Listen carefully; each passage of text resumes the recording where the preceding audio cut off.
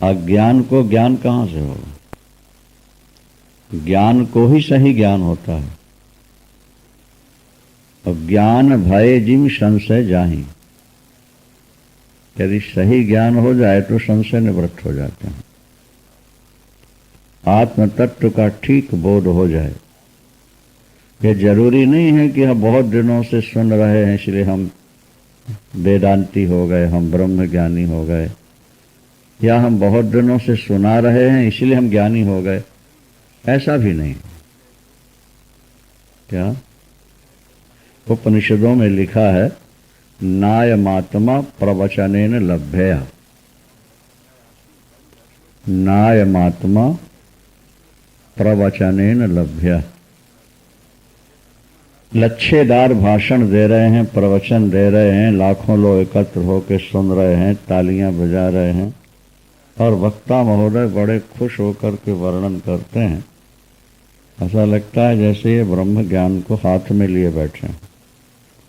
लेकिन उपनिषद वेद भगवान कहते हैं कि नायमात्मा प्रवचनेन लभ्या, ये आत्मतत्व प्रवचन से उपलब्ध नहीं होगा। न मेधया, इनका दिमाग क्या है, कंप्यूटर है, जो सुन लेते हैं याद हो जाता है। तो उनको भी आत्मबोध हो गया, ऐसा न मेधया न बहुधा श्रुतेन। और ये तो 50 वर्षों से सुनते आ रहे हैं, लगातार सुन रहे हैं, ये तो वेदांती हो ही गए होंगे, ब्रह्मज्ञानी। बोले ऐसा भी नहीं। यमई वेश वृणते तेन लभ्या, परमात्मा जिसका वर्ण कर ले, परमात्मा जिसको स्वीकार कर ले, उसके सामने ही वो अपने आप को प्रकट करता है। जैसे भगवान किसी भक्त पर प्रसन्न होकर के उसको दर्शन देते हैं, इसी तरह आपकी आत्मा भी जब प्रसन्न होगी तो अपने आप को आपके सामने प्रकट कर देती है, अपने स्वरूप का बोध कराती है। यमई वेश वृणते तेन लभ्या, तस्मिन् विवृणते तनुष्वाम, उन्हीं के सामने वो अपना स्वरूप प्रकट करते हैं। अष्टु कहने का अभिप्राय ये हुआ कि ज्ञानी बुद्धिमान होकर भी बच्चों जैसा रहता है। जब सुनाने लगता है तो महाविद्वान नजर आता है, और जब व्यवहार में बैठता है तो बच्चों जैसी बात करता है। क्योंकि उसे अपने बड़प्पन का अभिमान नहीं है ना, वो ये नहीं सोचता है कि भाई लोग मुझको बुद्धिमान समझें। वो मन के पार हो चुका है, वो उन्मनी भाव को प्राप्त हो चुका है। वो व्यवहार की किसी भी बात को ज्यादा महत्व नहीं देता है। ये सब स्वप्न है। कोई निंदा कर रहा है तो कर रहा, करे, क्योंकि निंदा मन तक ही पहुंचेगी, और वो मन के पार हो चुका है। मन को माया समझ बैठा है, माया का अंश मान बैठा है। इसीलिए वो न निंदा करने वालों से रुष्ट होता है और न स्तुति करने वालों से तुष्ट होता है, संतुष्ट। वो दोनों से ऊपर है। जैसे प्लेन में यात्रा करनी समय वर्षा हो रही है, बादल छाए, सूरज नहीं दिख रहे, और इस समय आप प्लेन से यात्रा करो तो ऊपर एक बादल नहीं दिखेगा, नीला आकाश होगा और सूर्य का पूर्ण प्रकाश प्लेन छाया हुआ होगा चारों तरफ से। अब देखो यहां तो ऐसा लग रहा है कि सूर्य ढक गया, नहीं, लेकिन बस प्लेन से थोड़ा सा ऊपर चले और ऊपर जाके देखो कुछ भी तो नहीं है, एक बादल की टुकड़ी भी तो नहीं दिखती ना, भयानक वर्षा के समय। अच्छा, अब मान लिया जाए कि वहां व्यक्ति ओपन में घूम रहा हो, खुले में घूम रहा हो, तो भी नहीं भीगेगा वो। वर्षा का प्रभाव कहाँ पड़ेगा? बोले जो बादलों के नीचे होगा, और जो बादलों से ऊपर हो गया वो वर्षा से प्रभावित नहीं होगा, गीला नहीं होगा, उसे उसकी चिंता ही नहीं होगी। नहीं, मेरे कपड़े गीले हो जाएंगे, मैं भीग जाऊंगा, तो उसके दिमाग में आएगा नहीं, क्योंकि उसे पता है कि ऊपर तो बादल नहीं है, वर्षा नहीं है। तो मन बादल है, और मन के निचले स्तर पर सारे व्यवहार हैं संसार के। क्या? जब व्यक्ति मन के अंदर रहता है तो जरा सी बात किसी से हो गई तो महीनों के लिए चुप हो जाएगा, उससे गांठ बांध लेगा, वर्षों के लिए हो जाएगा। इसने मेरा अपमान क्यों किया? किसी ने स्तुति कर दी तो बस गोलगप्पे की तरह फूल ले आएगा, देखो ये मेरे बहुत प्रेमी हैं इसलिए मेरी बड़ी प्रशंसा करता है। लेकिन आत्मज्ञानी है वो जैसे बादलों के पार, ऐसे वो मन के पार हो चुका है। शरीर माया से बना हुआ है। एक शिष्य ने अपने गुरु से आके कहा कि अमुक संत आपकी निंदा कर रहे थे। चेले ने सोचा कि सुनाएंगे तो गुरुजी सोचेंगे हमारा हितैषी है कि हमारे विरोधियों से सुनी बात हमें सुना रहा है। तो उन्होंने मुस्कुरा के कहा कि यदि वे हमारे शरीर की निंदा करते हैं तो शरीर तो निंदित है ही, अपन कथा में 100 सैकड़ों बार सुना चुके कि ये तो हड्डी चमड़ी लहू मांस का एक ढेर है, प्रकृति जन्य है, पंच महाभूतों से बना है और मिट जाने वाला है। क्या? तो हम जिसकी निंदा कर रहे हैं, अगर वो शरीर की निंदा करते हैं तो हमारे सहयोगी हैं वो तो।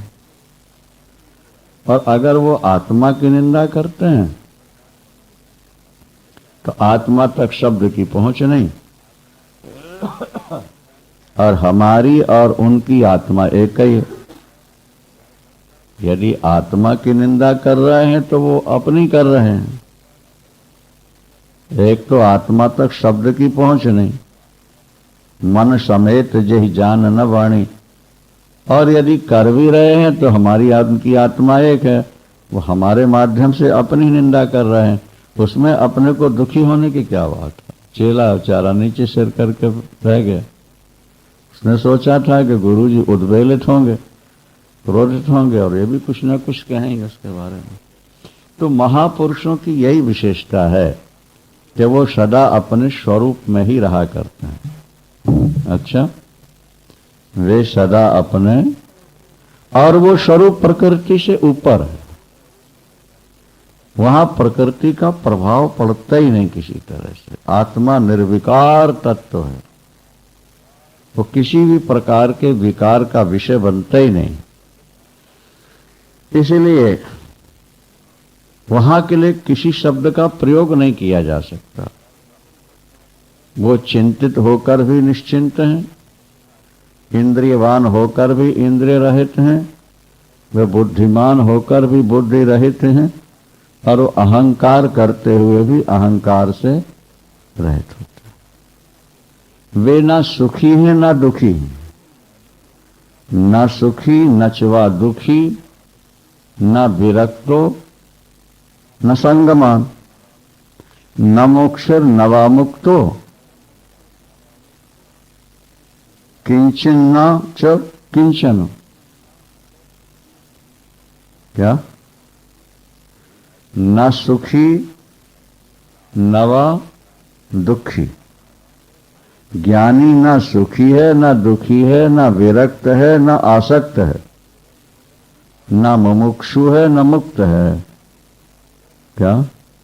न किंचन कुछ है न अकिंचन कुछ नहीं है।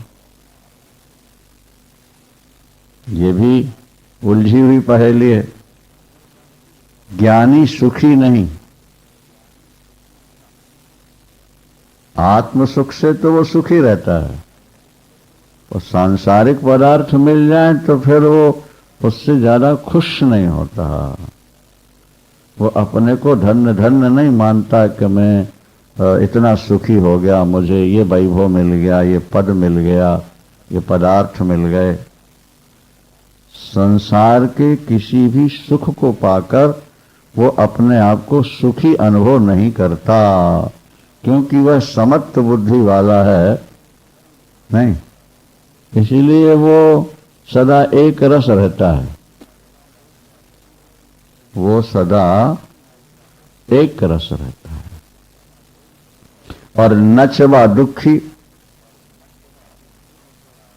नचवा दुखी, वो दुखी नहीं रहता। क्यों? मालूम है कि ये दुख आत्मा तक पहुंचते ही नहीं, दुख मन तक पहुंचते हैं। और अगर मूल रूप में देखा जाए तो दुख की कोई सत्ता नहीं है, ये केवल मान्यता है। एक ही क्रिया कुछ लोगों को सुख दे रही है और कुछ लोगों को दुख दे रही होती है। जैसे वर्षा है,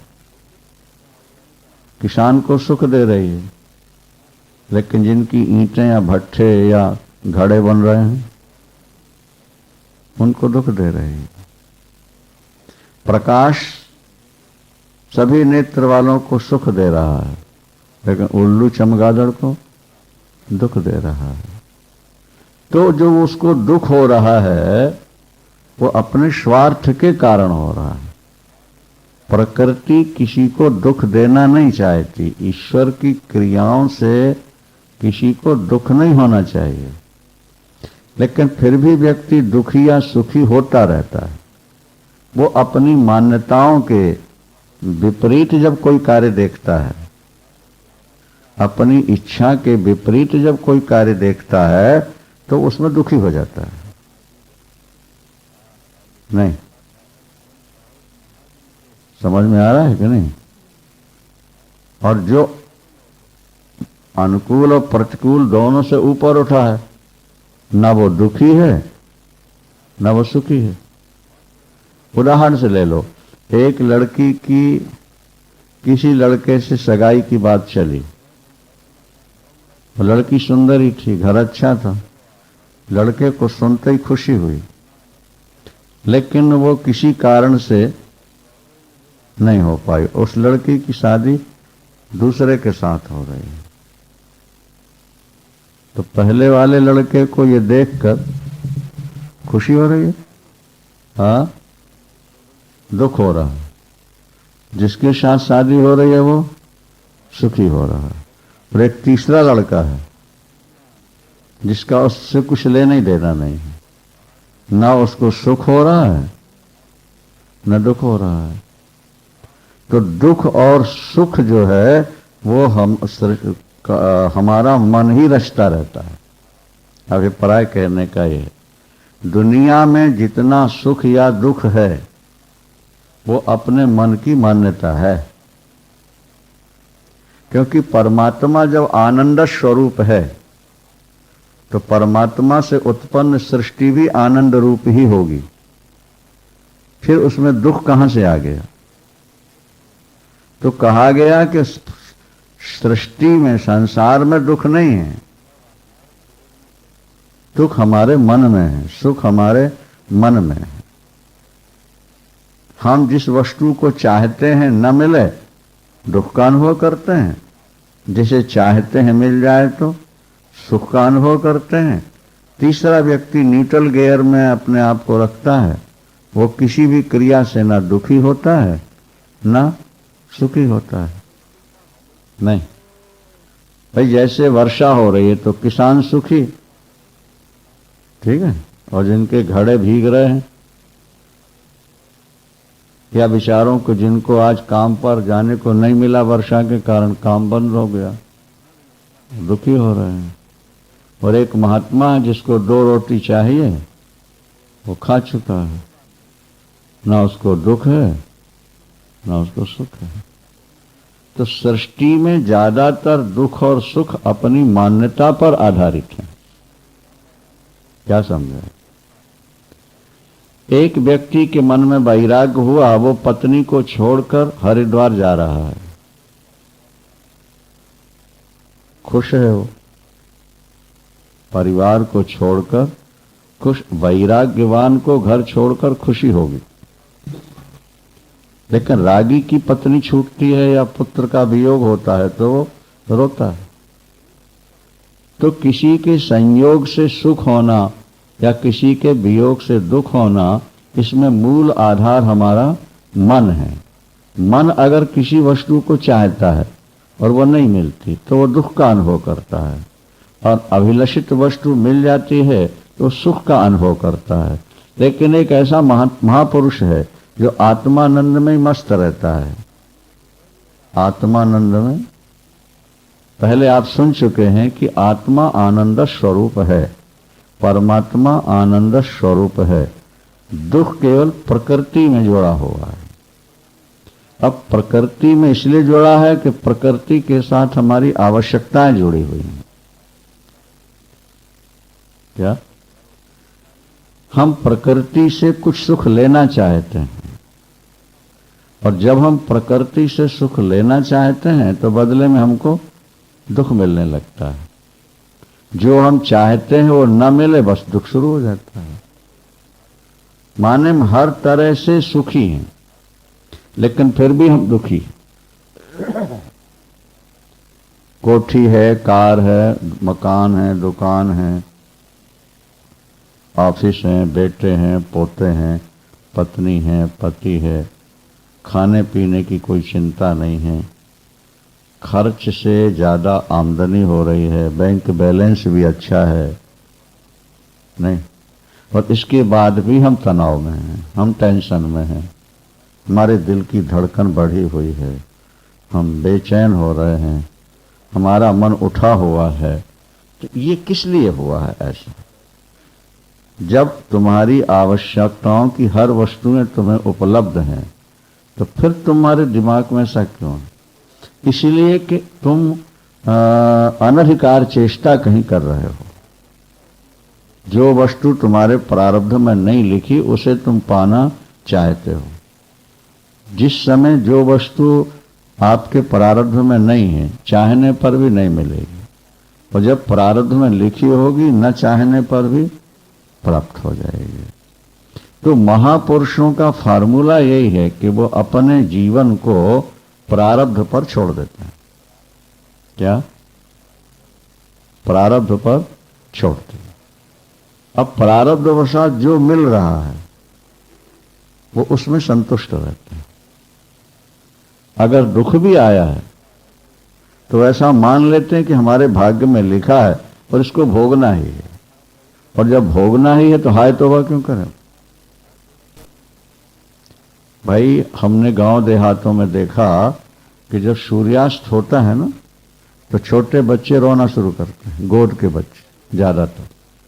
लाइटें वहां ज्यादा होती नहीं, दिन में प्रकाश, और जब सूर्यास्त का अंधेरा शुरू हुआ तो बच्चे रोने लगते हैं। शाम के टाइम प्राय बच्चे रोते हैं, गोद के बच्चे छोटे नहीं, और वहीं जवान रह रहे हैं वो नहीं रोते। उन्हें पता है कि हर 12 घंटे बाद रात्रि आनी है, कब तक रोएंगे, और रोने से लाभ भी क्या होगा। लेकिन छोटा बच्चा भी अभी अभी होश संभाली है, उसको इतनी समझ नहीं है, उसको ऐसा लगता है कि एकदम चारों तरफ दिख रहा था और अब चारों तरफ से काला काला क्या आ रहा है। जब न दिखा तो वो घबरा सा जाता है, रोने लगता है। तो प्रकृति में जो हो रहा है उसे होने दिया जाए, और उस होने में अपने को सम्मिलित कर लिया जाए तो आपको दुख नहीं होगा। आपके दुख का कारण आपकी महत्वाकांक्षा है, आपकी वासना है, आपका अहंकार है। ये वस्तु मेरी है, इसको दूसरा छू नहीं सकता, देख नहीं सकता, ये आपका अहंकार है। वस्तु आपकी नहीं है, सकल भूमि गोपाल की, सब कुछ ईश्वर का है। हमारा प्रारब्ध जब तक जुड़ा है वो हमारे साथ है। जिस दिन प्रारब्ध टूट जाएगा वो हमसे अलग हो जाएगा। हम लाख प्रयास करें फिर भी वो हमारा बनके नहीं रह सकता। जवान स्त्री चाहती है कि मेरा पति से वियोग हो जाए। बोलो, जवान पुरुष चाहता है कि मेरी पत्नी मर जाए, या माता पिता चाहते हैं कि मेरा जवान बेटा मर जाए या मेरा वियोग हो जाए। लेकिन न चाहने पर भी लाखों रुपया दवा में खर्च करने के बाद भी अगर वियोग लिखा है तो हो जाता है। आप रोक नहीं सकते उसको। इसलिए शास्त्र कहते हैं कि जब तुम ईश्वर की क्रिया में दखल देने लगते हो तो तुम दुखी हो जाते हो। ईश्वर जैसा कर रहा है वैसा होने दो, क्योंकि आपके करने से अगर कुछ हो जाता है तो आप करो, पर ऐसा प्रायः होता नहीं। कभी कभी व्यक्ति वर्षों कोशिश करता रहता है, थोड़े पैसे भी नहीं कमा पाता, और कभी कभी थोड़े से प्रयत्न में करोड़ों रुपया उसको मिल जाता है। क्या तो क्या पहले उसके मन में इच्छा नहीं थी कि मुझे करोड़ों मिले? क्या वो उसके अनुरूप प्रयास नहीं कर रहा था? क्यों नहीं मिला?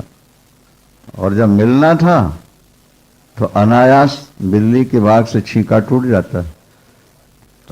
अनायास कोई ना कोई ऐसा काम बन जाता है जिससे उसको बहुत कुछ मिल जाता है।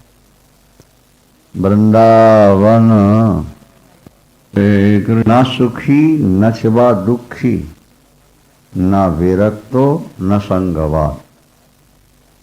आत्मज्ञानी संसार के विषयों से न सुखी होता, न प्रतिकूल परिस्थिति में दुखी होता, न वो विरक्त है और न वो आसक्त है। न वो विरक्त है और न आसक्त है। सिद्ध कोटि में पहुंचे हुए महापुरुष संसारियों की तरह संसार में रह जाते हैं।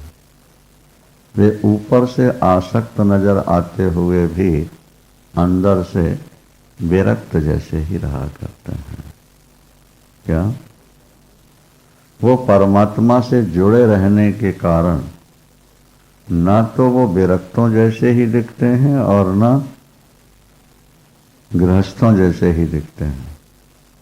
क्या समझा? वो अपने स्वरूप में, अपनी स्थिति में, अपने प्रारब्ध के आधार पर जैसा जहां जो समय आता है वैसे ही रह जाते हैं। इसीलिए न वो विरक्त हैं और न संगवान हैं।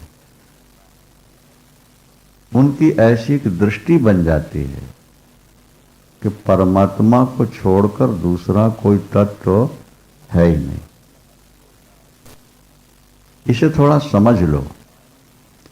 प्रारंभ में भोगों से, पदार्थों से अपने को हटाना पड़ता है और उसके बाद फिर सबके साथ मिल जाना होता है। क्या समझे?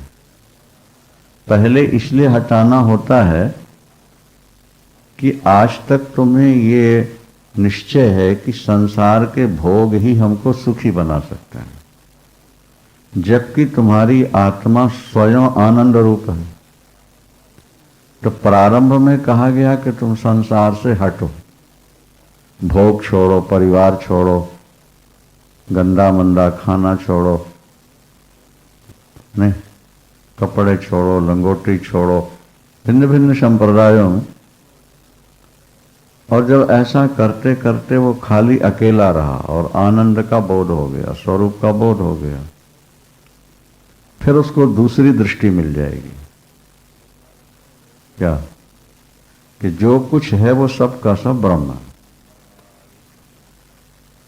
सब का सब। क्योंकि सर्वम खल इदम ब्रह्मो नेह नानास्ति किंचन। सब कुछ ब्रह्म है। एक कण मात्र भी ब्रह्म से पृथक नहीं। आत्मज्ञान होने के बाद वो दृष्टि मिलती है कि जहां ये संसार भी भगवान के स्वरूप में ही नजर आने लगता है। और जब भगवान के स्वरूप में ही, आत्मा के स्वरूप में ही वो नजर आने लगा, तो अब वो किससे विरक्त हो और किसका संग करे? जिसका संग करता है वो उसका स्वरूप ही है। और विरक्ति किससे करे, क्योंकि सब ब्रह्म ही है। इसीलिए न वो संसार के विषयों से सुखी है, न दुखी है, न विरक्त है, न अनुरक्त है, न मुमुक्षुर न वा मुक्तः। ना वो मुमुक्षु है, माने मोक्ष की इच्छा रखने वाले को मुमुक्षु कहते हैं। और मुक्त वो है जो स्वरूप को प्राप्त हो चुका है।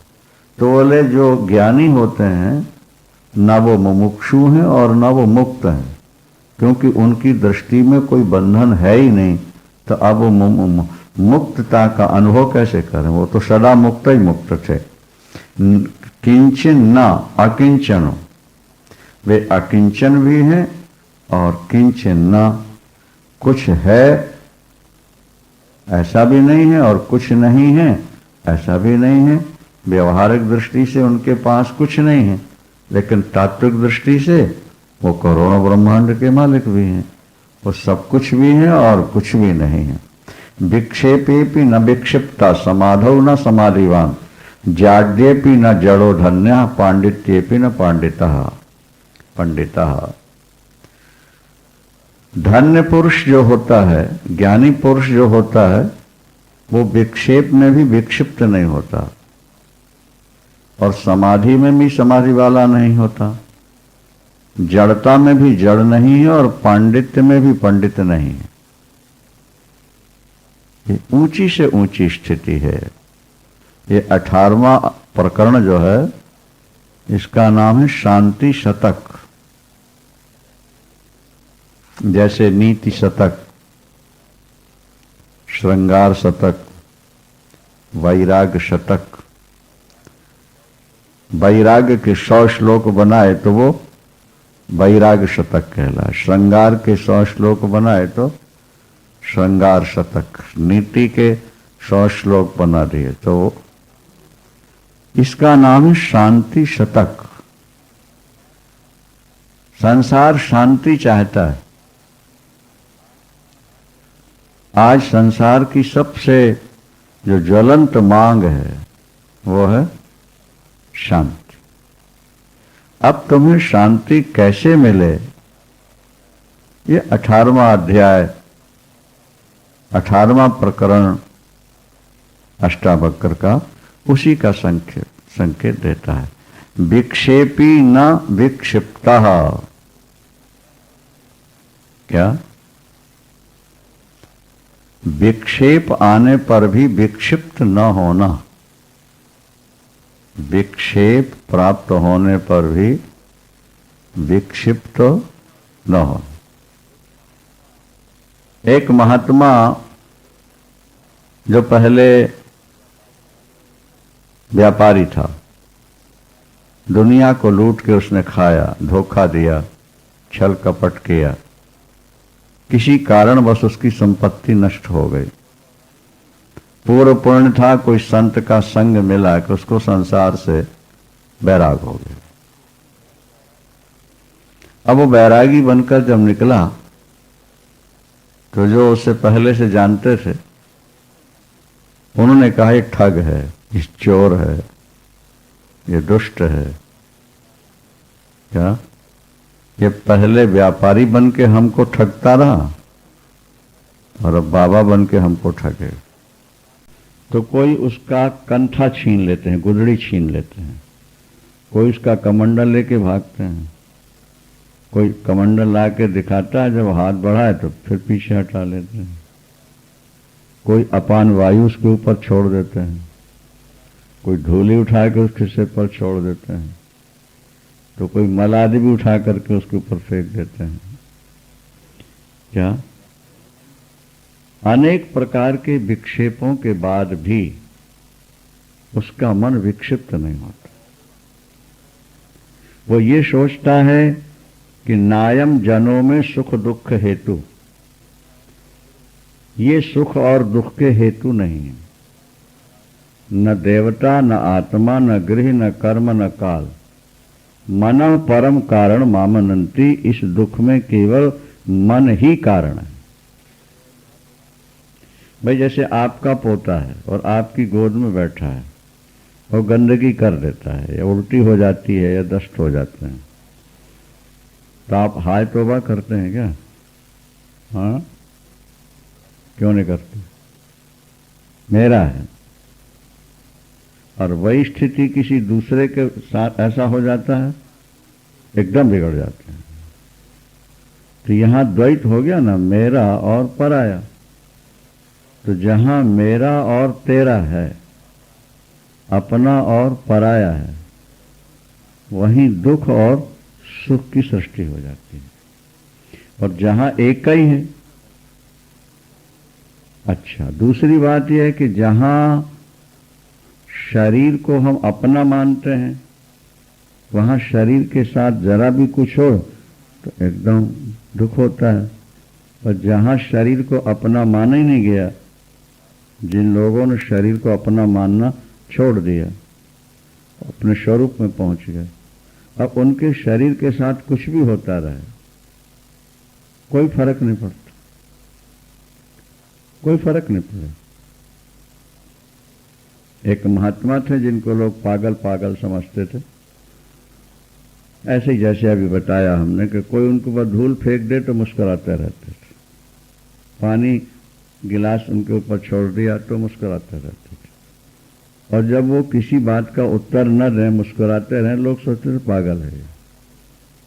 लेकिन जब एकांत में विद्वान बैठे, साधक बैठे, तो फिर वो आत्म तत्व की ऐसी बात करते थे कि जो सामान्य जगह सुनी नहीं जाती।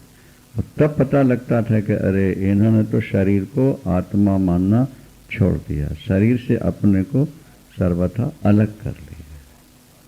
शरीर से हम भिन्न हैं ही हैं, अलग हैं ही हैं। अज्ञान के कारण हमने शरीर को अपना माना हुआ है, और अपना माना है इसलिए हमें अपमान महसूस होता है। अपना न माने तो अपमान महसूस नहीं होगा। ये हमेशा ध्यान रखना है। और समाज की एक विचित्र स्थिति है, जिस बात से आप चिढ़ते होंगे ना, लोग जानबूझ के आपको चिढ़ाने का प्रयास करेंगे। क्या आप जरा से छेड़छाड़ में ज्यादा उछलते कूदते होंगे तो लोग ज्यादा छेड़छाड़ करने का प्रयास करेंगे। अपने नर्मदा जी में देखते थे, कुछ लोग आते थे, वो राधे श्याम सुन करके चिढ़ते थे। वो चिढ़ते का मतलब ये नहीं था कि द्वेष था, पर वो इसलिए चिढ़ते थे कि लोग ज्यादा राधे श्याम बोलें। तो कोई सीताराम बोलने से चिढ़ जाते थे। अच्छा, तो जब पता लग गया कि ये व्यक्ति राधे श्याम कहने से चिढ़ जाता है, तो वो जैसे ही वो दिखे, राधे श्याम भाई राधे श्याम, तो वो कहता अरे चोर का नाम क्यों लेते हो मेरे सामने, भागो यहां से, सीताराम सीताराम। और जितने लोग घाट में होते वो सभी राधे, अंदर से वो खुश हो रहा होता था, ऊपर से थोड़ा चिढ़ने का अभिनय करता रहता था ताकि लोग ज्यादा नाम लें। अंतर का रहस्य वो होता है। मतलब ये कि समाज का एक स्वरूप ऐसा है कि आप जिस बात से ज्यादा चिढ़ोगे ना, लोग ज्यादा चिढ़ाने का प्रयास करते हैं आपको। और जो लोग हर स्थिति में सम हो जाते हैं, फिर लोग आपका सम्मान करने लगते। सच्चिदानंद भगवान की। चिढ़ने वाले को लोग चिढ़ाते हैं और समता वाले का सम्मान करने लगते हैं। जब आप किसी भी स्थिति से उद्वेलित नहीं होंगे ना, क्या, तो फिर लोगों की दृष्टि में सम्मान आ जाएगा। भाई ये महापुरुष हैं, ये प्रतिकूल परिस्थिति में भी सम बने रहते हैं, ये बहुत अच्छे सज्जन हो गए हैं। तो इस तरह से यहाँ कहा जा रहा है कि विक्षेपी न विक्षिप्तः। विक्षेप का प्रसंग आ गया पर वो विक्षिप्त नहीं हुआ। समझ रहे हैं आप? समाधौ न समाधिवान, वो समाधि में रहता हुआ भी समाधि वाला नहीं है, इसीलिए कि वो समाधि लगाता नहीं। अब तो उसकी सहज समाधि है। एक समाधि लगानी पड़ती है, दूसरी सहज समाधि होती है। साधो सहज समाधि भली। जिनका चित्त निरंतर अपने आत्मा में लगा हुआ है, आत्म तत्व में, क्या उनको समाधि लगाने की जरूरत नहीं होती है। समाधि की आवश्यकता कब है? जब विक्षेप हो, जब हमारा चिंतन बीच बीच में कट रहा है, जब हमारी वृत्ति बीच बीच में संसार की ओर जा रही है, तो फिर मन में भाव उठता है कि ऐसी जगह बैठो, ऐसे बैठो कि ये विक्षेप ना आने पाए। और जब हम उस तरह की मुद्रा में बैठ जाते हैं तो देखने वाले कहते हैं ये भाई ध्यान में है, समाधि में है, विक्षेप नहीं डालो। तो ध्यान और समाधि विक्षेप का संकेत देती है। आपके जीवन में विक्षेप है, इसलिए आप विक्षेप को हटाने के लिए समाधि का अनुकरण कर रहे हैं। लेकिन जिस ज्ञानी के अंदर विक्षेप रहा ही नहीं, अब क्या उसे समाधि लगाने की जरूरत नहीं है। अब वो निरंतर समाधि में रहता हुआ भी समाधि वाला नहीं है। लोग देख कर के ये समझें कि समाधि में बैठा है, ऐसा नहीं है। वो चलता फिरता भी है तो समाधि में है। समाधि की आसन पर बैठकर रीढ़ की हड्डी सीधी करके, गर्दन सीधी कर, आंख मूंद के और अपने गोद में हाथ रख के बैठा हुआ है, तो लोग अनुमान लगाएंगे ये समाधि में है। और समाधि में इसलिए हमें जाना पड़ा क्योंकि विक्षेप बहुत आ रहे थे, निरंतर चिंतन नहीं हो पा रहा था। इसलिए निरंतर चिंतन बना रहे, उसको बनाए रखने के लिए समाधि का उपयोग होता है। ठीक है। लेकिन जिसके जीवन में विक्षेप है ही नहीं,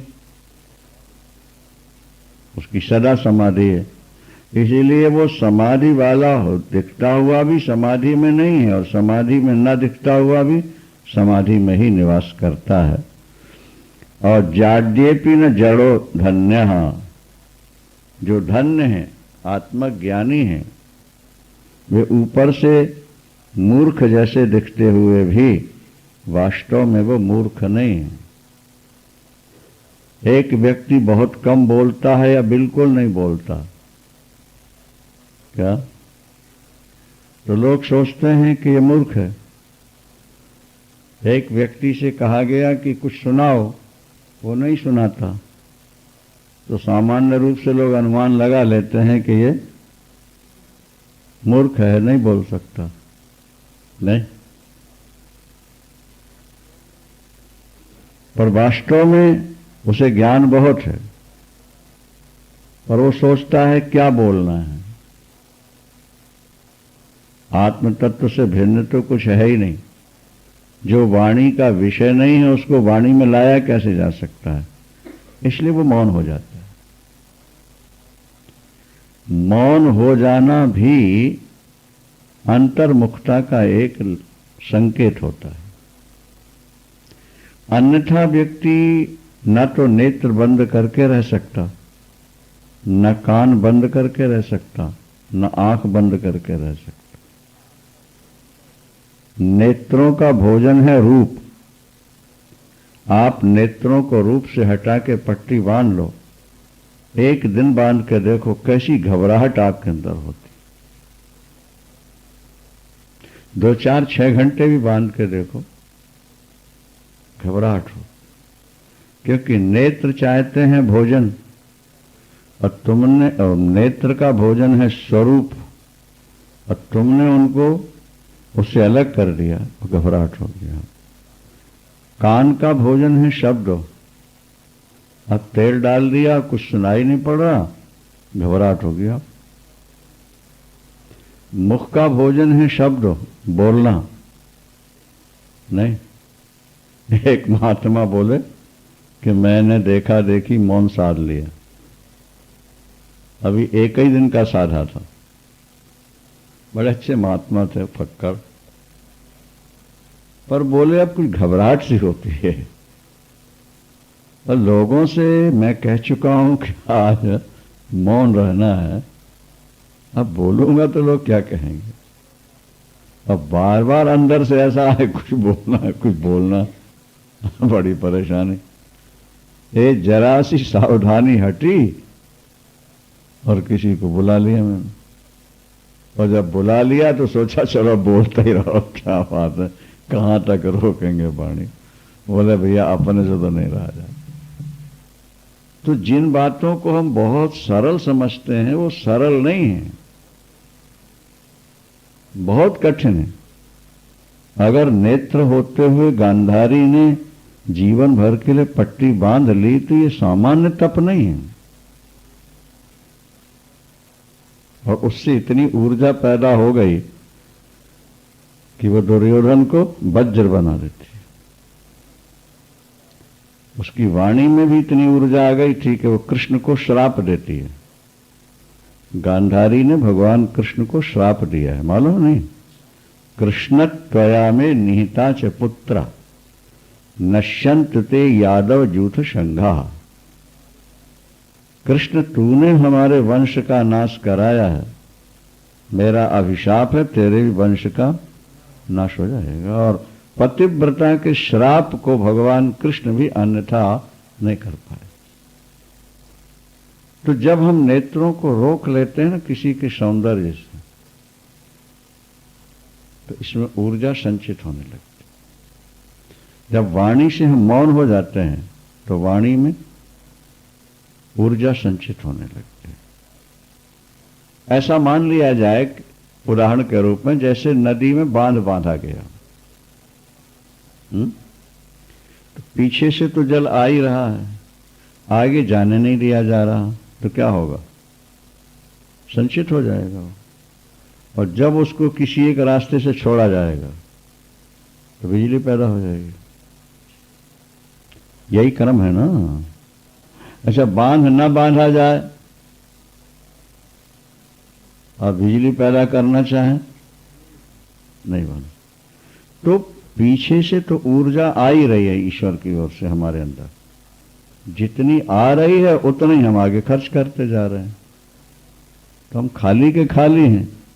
इसलिए किसी को आशीर्वाद देते हैं वो फलता नहीं, किसी को श्राप देते हैं वो लगता नहीं। और नहीं तो महापुरुष तो दृष्टि से देख ले ना किसी को तो शक्तिपात हो जाता है, स्पर्श कर दें तो शक्तिपात हो जाता है। ऐसे भी महापुरुष इतिहास में हुआ है। पर वही जिन्होंने अपने आप को संसार से मोड़ लिया है, कुछ सुनना ही नहीं, अथवा कुछ देखना नहीं, अथवा बोलना नहीं, किसी के साथ नहीं रहना, ये सामान्य काम नहीं है भाई, बहुत कठिन है।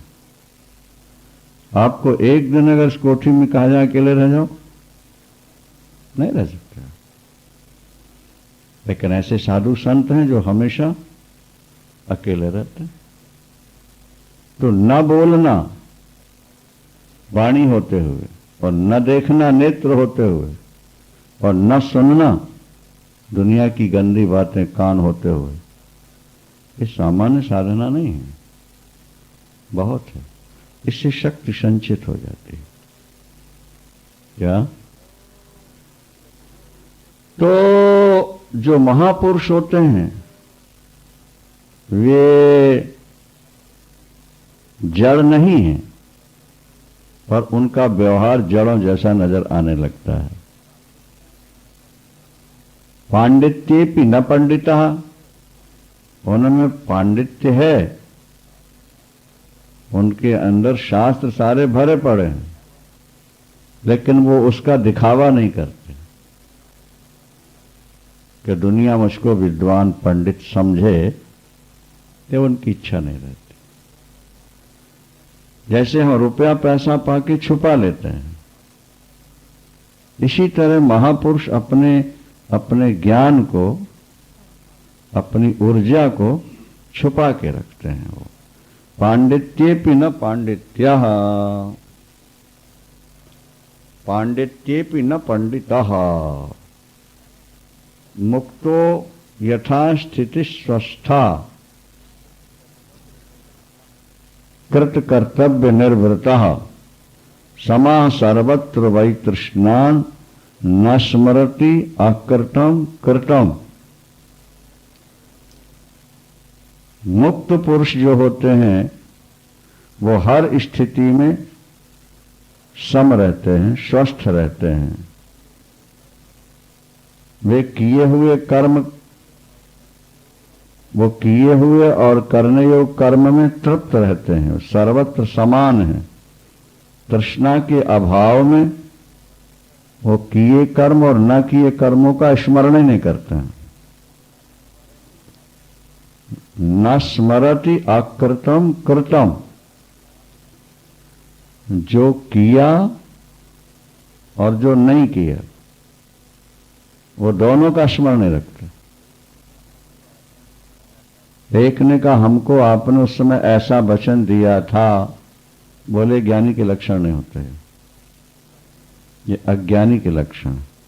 संसार की बातों का स्मरण रखना, जो हम नहीं कर सके उसे करने का मन बना के रहा। हम इंग्लैंड तो हुआ है लेकिन अमेरिका अभी नहीं गए, तो हमें एक बार अमेरिका तो जाना ही है अभी। क्या समझे? अरे भाई, हमारे लोग पूछें कि अमेरिका गए कि नहीं तो हम क्या जवाब देंगे? इसलिए उनके साथ हमको भी तो कहना पड़ेगा हम भी होके आए हैं। न स्मरति अकृतं कृतं, जो किया वो भी भूल गए और जो नहीं कर पाए उसका स्मरण ही नहीं करते हो। क्यों नहीं करते? उन्होंने अपना जीवन प्रारब्ध पर छोड़ दिया है, वो अपने स्वरूप में मस्त रहते हैं। उनके दिमाग में ये बात स्थित हो चुकी है, निश्चित हो चुकी है। क्या समझे? कि जो होना है वो होना है, जो नहीं होना है वो नहीं होना। ये प्रसंग शायद पहले प्रवचनों में आ चुका होगा कि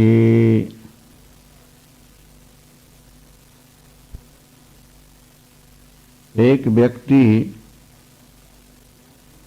किसी महात्मा के पास पहुंचा। प्रसंग चला प्रारब्ध और पुरुषार्थ पर। प्रारब्ध और अज्ञानी का कहना था कि व्यक्ति को सांसारिक पदार्थ पाने के लिए पुरुषार्थ करना चाहिए, और महात्मा का कहना था कि सांसारिक पदार्थ पाने के लिए व्यक्ति को प्रारब्ध पर विश्वास करना चाहिए। पुरुषार्थ करे तो ईश्वर के लिए करे। क्या? संसार के लिए प्रयास करेगा और भाग्य में नहीं लिखा तो नहीं मिलेगा। भाग्य में नहीं लिखा नहीं मिलेगा। वो इस बात को मानने के लिए तैयार नहीं था। अस्तु, उससे कहा गया कि अच्छा तो वो सामने एक ताल वाला है, वहां जाओ। वो वहां पहुंचा। उसको हुक्का पीना था। बोले बाबा आग है आपके पास, मेरे को हुक्का पीना। उन्होंने कहा मेरे टाल में थोड़ी देर में आग लगने वाली है, जितनी चाहिए ले ले। हाँ, मेरे टाल में आग लगने वाली है, आराम से बैठा हुआ है। बोले बाबा कुछ पुरुषार्थ करो ना। बोले वो लगने ही है, जलने ही है, पुरुषार्थ क्या करेगा। थोड़ी देर में आग लगी। मेरे प्रश्न का उत्तर, सांसारिक पदार्थों के लिए पुरुषार्थ प्रधान है या प्रारब्ध। उन्होंने कहा इसका उत्तर वो अगला व्यक्ति देगा जो वहां बैठा नजर आ रहा था, वहां भेज दिए। उससे प्रश्न का उत्तर मांगा तो उसने कहा मेरा बेटा मरने वाला है एक्सीडेंट में, तो वो समाप्त हो जाए, उसकी अर्थी वर्थी करके विदा करने, फिर अपन बात कर। और आश्चर्य हो, लकड़ी वाले के यहां गए तो वो आग मांगने, तो वो कहता टाल में आग लगेगी, और यहां आए तो ये कह रहा है बेटे की व्यवस्था करने, क्योंकि वो समाप्त होने वाला है, ले जाना। और हुआ है कि बेटा एक्सीडेंट में मर गया, व्यवस्था की चला गया। अब उत्तर बोले वो सेठ देगा, तीसरी जगह भेजा उसने। तो सेठ ने कहा भैया मेरी नौका डूबने वाली है, समुद्र में मेरी, तो मैं माल उसमें लाद दूं और विदा कर दूं और वो डूबेगी। भाई कैसी बात कर रहे हो, जब पता है कि नौका डूबनी है तो माल उतारना है कि लादना है। उन्हें कहा भाई प्रारब्ध में ऐसे ही लिखा है कि नौका जब तुम्हारी भरेगी, इतनी दूर जाएगी तो डूबेगी। जब लिखा ही है तो होने दो। तो माल लदवाया और जैसे आगे भेजा, थोड़े समय में डूब। मेरे प्रश्न का उत्तर बोले वही देगा जहां से आयो। अब वहां पहुंच गए।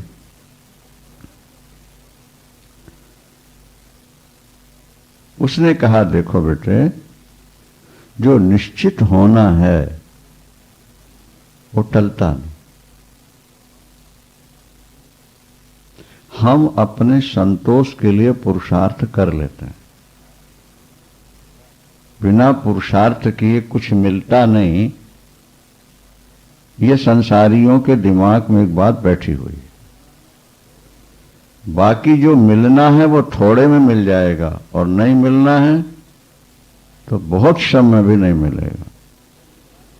बोले मुझे ये बात समझ में नहीं, पुरुषार्थ करनी चाहिए। उन्होंने कहा ठीक है, आज के 10वें दिन 7वें दिन शाम को 4:20 पर इस डाल में तुम्हें फांसी लगेगी। अब तुम पुरुषार्थ कर लो। हाँ 7 दिन है तो या तो भजन कर लो या पुरुषार्थ कर लो। बोले मैं पुरुषार्थ करता हूं। भागा वहां से, बिना खाए पिए भागता जा रहा। क्या रात दिन भाग रहा, मैं इतनी दूर निकल जाऊं कि 7 दिन में यहां आने आ ही ना सकूं। ठीक है, समझ में आ रहा है। वो महाराज भागता जा रहा, भागता जा रहा।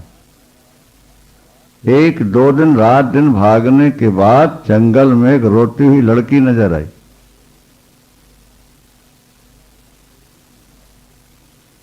मेरी तरह ये भी दुखी है। पूछी उससे क्या बात, बहन क्या हुआ तुम्हें, क्यों रो रही। उसके बिखरे बाल, शरीर में खरोंच लगी हुई, अस्त व्यस्त उसके वस्त्र, बड़ी तृष्ट सी नजर आ रही थी। रो के उसने कहा मैं राजकुमारी हूं, डाकुओं ने मेरा अपहरण किया, मेरा सब कुछ छीन लिया और मुझे इस परिस्थिति में छोड़ के भाग गए। तुम मेरे धर्म के भाई हो, मेरी कुछ इमदाद करो, मेरा कुछ सहयोग करो।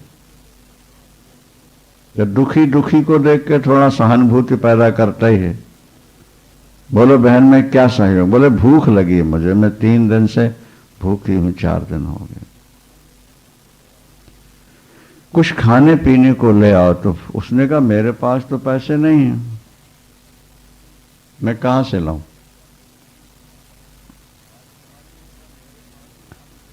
राजकुमारी ने कहा मेरे पास मात्र एक अंगूठी है, ये बेच बाच के और इसी से कुछ ले आओ मेरे लिए। महाराज वो अंगूठी लेके चला। दुखी होता है, उसको लगता है दूसरों की सेवा करो शायद पुण्य से सुख मिल जाए। जैसे ही अंगूठी हलवाई को दी कि इसमें से पूड़ी सब्जी मिठाई दे दो, पुलिस वाले को इशारा किया, पकड़वा दिया। क्योंकि उस अंगूठी में सरकार की सील थी, राजमहल।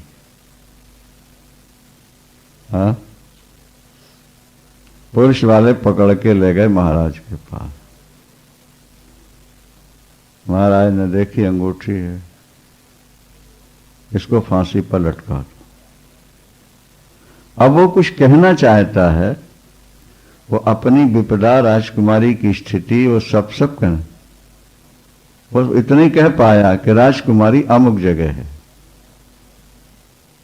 बस इतने सुनते दूतों को भेज दिया कि उसको ले आओ, और बोले इसको फांसी पर लटका दो।